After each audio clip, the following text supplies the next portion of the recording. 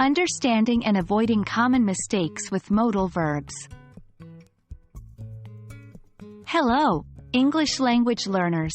Welcome back to our Grammar Fundamentals series. Today, we're going to tackle a very important topic: modal verbs.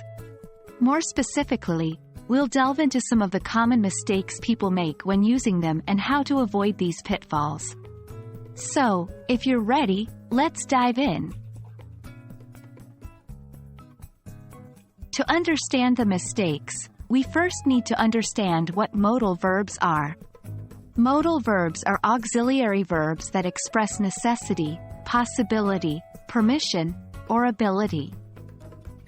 They include verbs like can, could, may, might, shall, should, will, would, and must.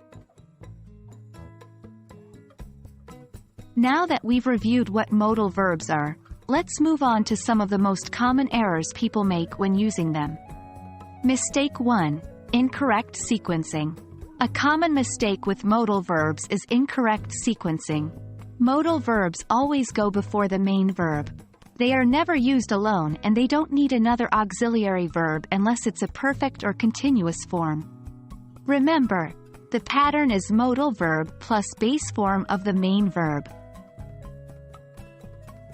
For example, she can sings is incorrect. The correct form is she can sing. Mistake 2. Wrong modal verb usage. Another common mistake is using the wrong modal verb for the context.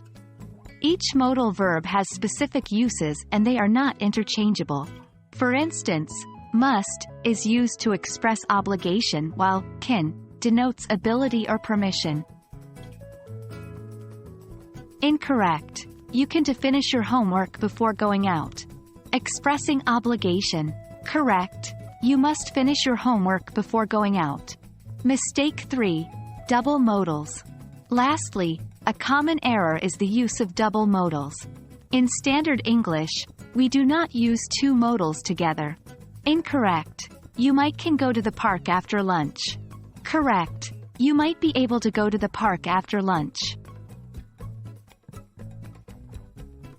The key to mastering modal verbs, like any other aspect of language, is practice.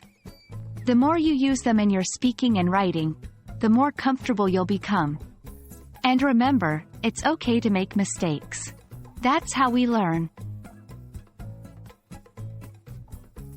That's it for today's lesson on modal verbs. I hope this video has been helpful in understanding common mistakes and how to avoid them. Keep practicing, and remember that perfecting a language takes time and effort.